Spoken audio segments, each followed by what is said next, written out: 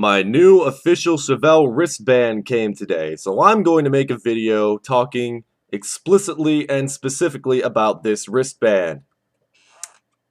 You see, if I were to make a video talking specifically about the intricacies of this polyester wristband, you might think that I have Asperger syndrome because I am talking at great depth about a topic that is very narrow, very limited in scope, a topic that really does not have a lot more to be said about it, but I'm trying to say more and more and more about it, trying to get you interested in it.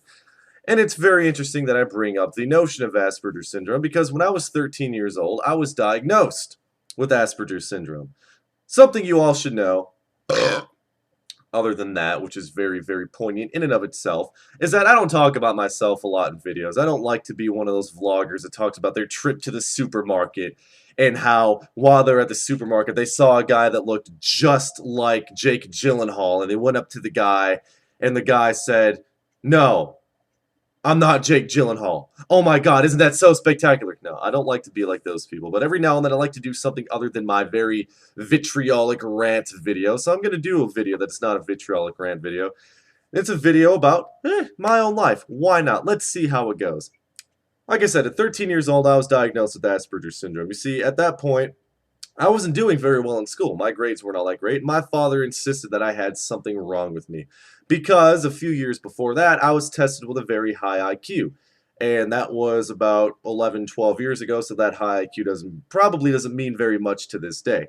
An IQ basically denotes your ability to learn faster than the next guy, or more than the next guy, or to be able to hold more information than the next guy.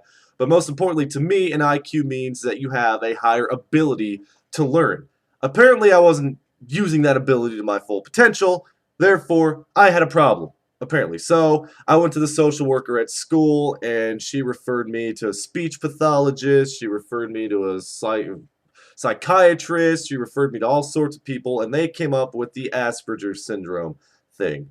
And me being the rebellious little preteen that I denounced it immediately. I said, "No, I understand that you went to college for this, yeah, but I don't think I have this." So, they sent me to the school's Aspie Club. And right then and there, that was puke-inducing in and of itself to me, because not only were they making a euphemism, a softer term to describe what they had, but they had to make a club over the entire thing just to get together and feel good about themselves. And right there, that lack of empathy is a symptom of Asperger's syndrome, coincidentally. I went to this little meetup, and I began to see myself in these kids, and that's a bad thing. I began to see exactly what I was doing. The most salient thing that drew them to my Asperger's diagnosis was the fact that I was not looking in people's eyes when they talked to me. Or when I talked to them, I would not look in their eyes, and my voice was very monotone. I would look away from them. "So how's your day?" It was okay.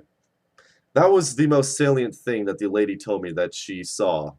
Not to mention the very narrow interests and the lack of social understanding, the lack of understanding of sarcasm and things of that nature. And I sat there and I was thinking, wow. So basically, all I have to do is start looking in people's eyes and changing the inflection and tone of my voice where necessary, and I can get rid of this thing. Awesome! And I did that, and for the next 5 or 6 years, I just did not care about it anymore. I didn't even think twice about it. I didn't think for another second that maybe I had this Asperger's, and maybe I was ashamed. Maybe I was, frightened that I'd be different than everybody else, and they'd find out that I have Asperger's. They'd start calling me an Aspie, but you know what? I'm at a point in my life right now, I'm 21 years old, I don't give a shit. I couldn't give a shit less. So I'm here to tell you, ladies and gentlemen, boys and girls, that I probably, most likely, very well do have Asperger's syndrome. I'm not afraid of it, and I'm not ashamed of it, and if you have it, you shouldn't be afraid or ashamed of it either. You see, I look at it this way. In psychology, when they notice that you have a certain set of behavioral patterns, you act a certain way, you have a motor skill deficiency or something, instantly, they put a name on it. Instantly, you're labeled something. They put a name on it, they say you have this. The internet and the real world works mostly the same way. If you do something you act a certain way, especially at school. Those school kids can be real assholes. You act a certain way, they'll label you as something and they'll start saying it in a really, really cheesy sort of yeah, yeah, yeah, yeah kind of tone. You know what I mean. So the parallels are sort of there. And the whole Aspie thing is no different. You see, these kids, through somewhat of their own cultural appropriation, took the term Aspie and made it their own. I remember walking in there, they're like, yay, we're Aspies. I'm like, oh shit, I gotta change this right now. But what if I can't change it all? What if I can't, what if just looking in people's eyes and changing my social understanding isn't enough? Am I supposed to avoid it forever? No, I'm not going to avoid it forever. If I have it, I have it, and that's that. Call me an Aspie. Call me whatever you will. But you know what the thing of it is? You're calling that kid an Aspie. You're calling that kid an Aspie as if it's something bad. One of the main things about kids with Asperger's that sets them apart from everybody else is they have a high, intense level of focus, intelligent focus, which means that kid will probably be getting a better degree than you later on in life. So keep laughing about it now. But here are the things that I read the other day about Asperger's syndrome, and I began to read the first few things. I sort of categorized them. At first, I compartmentalized the things that don't apply to me and said, okay, fine, I don't have it. Then I began to read a little bit deeper, and I'm like, oh, fuck. But then, in the end, I was like, big deal. For one, lack of understanding of emotions in others, repetitive motor patterns like a tic, large vocabulary but lacking understanding of sarcasm or metaphor, can't take a joke. Basically, you can't understand sarcasm especially.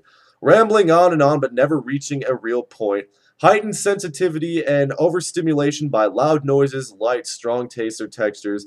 Have delayed motor development. You know, you may be late in learning how to use a fork or a spoon or ride a bicycle or catch a ball. None of those really apply to me. I mean, if I see somebody that's sad, you know, kind of like this, I'll go over and maybe I'll try and talk to them and cheer them up, or I'll avoid them altogether. If I see somebody that's angry, I definitely probably will avoid them altogether after I ask what's wrong. Nothing is wrong! Okay, hey, okay. So I do understand emotions in others. I understand what their emotion is. In fact, I try to read people and figure out what their emotion is so I can determine whether or not I should approach this person or how I should change my own demeanor accordingly. Maybe I can show some sort of empathy by being angry with them, even if I'm not really angry. If I see somebody at work and they're pissed off, maybe if I act angry too, they'll understand and we can bond over that common thing. Repetitive motor patterns like a tic, unless you consider masturbation a repetitive motor pattern, no. Large vocabulary but lacking understanding of sarcasm or metaphor. You know, you may understand words people are using, but if they're being sarcastic or trying to joke, ask any of my friends in real life and they'll tell you, yeah, I can take a joke pretty well, just as well as I can give them a joke. Rambling on and on, but never reaching a point. I do like to reach a point eventually. Heightened sensitivity and overstimulation by loud noises, lights, or strong tastes or textures. Well, I will admit, if I smell shit, I'll go, oh my god, what is that? But I won't go too far into detail about it. I'll say, yeah, smells like shit. Smells like a Norwegian sewer rat's asshole. Great. And you know, with the loud noises, sure. If the frat boys are playing Wheezy and Kesha and that Posner douche, great, just great. And then I'll move on and I'll turn up my music even louder. Delayed motor development. You may be late learning how to use a fork or a spoon, ride a bike, or catch a ball. Those were things, especially with the bike. I didn't learn how to ride a bike until I was 7 because I didn't have a bike until I was 7. So those are the things, you know, didn't really apply to me. But then I started to read the things. Some of the more important things that psychologists use when diagnosing someone with Asperger's, like the lack of looking in people's eyes and actually changing your tone of voice. For example, very narrow interest that the person talks about in great detail, even if they have talked about every possible thing that they could, like vacuum cleaners, or having a narrow interest in baseball statistics. For me, it was hockey at first. I would actually sit there with a piece of paper and a pencil and write down every time someone made a pass, every time someone checked somebody, every single time, even something statisticians would not count, like every time the crowd cheered. Okay, that's how narrow I was. Meteorology is another thing, a very narrow interest of mine. Pro wrestling knowledge is a very, very narrow interest of mine. In fact, The Undertaker, for example, is something that I need to know. You need to know every single thing about this thing. Like everything. I'm not talking just enough to get by. I mean everything. And it begins to become annoying to some people. There are a few other things as well, but Lack of empathy or emotional reciprocity. Sometimes when someone's talking to me and they're really sad, I just can't start feeling sad with them. That's just how it goes. Sometimes it's a problem. Sometimes I watch the show House and I see how he treats people on there and I go, wow. Yeah. Talking to only people you like. Okay, let's say, for example, a big group of people, and one group of people are people that you do not know, and they're all mingling and talking with each other. And this group of people are people that you know and that you like. You will stay with this group of people, and you won't want to have anything to do with these people or people you don't like. For example, at work, there may be one or two people that I really confide in and talk to. Everybody else, if they pass me by, I don't even say a word to them. That's another flaw of mine, I guess. Or out on the street, I don't like to talk to a lot of people. Low tolerance for ordinary and mundane tasks are those considered easy. Again, just like at work, these things like for okay, let me give you a can I give you a basic example? A kid in class scoffs at an assignment or just completely tosses it to the side because he is sick of doing the same thing over and over again. That teacher will consider the kid arrogant. But if that teacher does not understand that this kid has something like Asperger's syndrome, which very much so what's the word? Which puts his social understanding ability in a shithole, that teacher will just think the kid is arrogant. But this kid doesn't know any better. He doesn't have that social understanding. He's not able to take the cues from the teacher or other kids. Okay? Same thing with, you're at work and you're sick of doing the same thing over and over again. So much to the point where you just want to quit, even if you do have responsibilities that require that paycheck. I get very bored with things very easily. Like Maple Story, or I'll start playing something, then I'll get very bored with it and I'll just throw it to the side. That's me. And finally, the intense focus to work things out logically, even when it's unnecessary. I always have to think there's a separate motive. I always have to think that there's a different logical explanation than the one that's given to me. Like with my relationship, my ex relationship.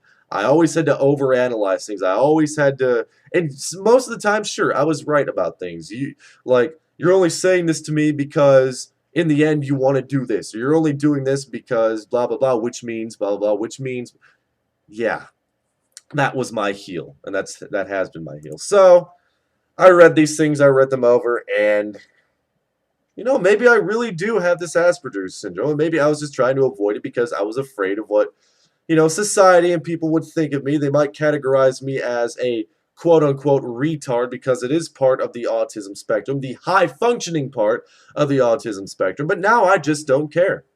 I really don't care. If you have Asperger's syndrome, don't be afraid of it. If there are things you can work on them. Like with the social skills, I can look people in the eye, talk to them. I can carry on a conversation, and as long as you're aware of these things, you can change them. But some things I don't know if I can change, like the empathy thing, or the talking to only people I like, or the low tolerance for mundane tasks. I don't think I can change those things. But the things you can change, maybe they can improve your life and make your relationships a little better. Because the subject of Asperger's syndrome patients and personal relationships is a subject that a lot of psychologists spend a great deal of time on. And it's something that does need a lot of work because it really sucks if you know you have Asperger's and you have a relationship and it's failing because you just can't do these things this other person can do. So, hey, I'm Undertaker Freak 1127 and I have Asperger's syndrome. Have a good day, folks.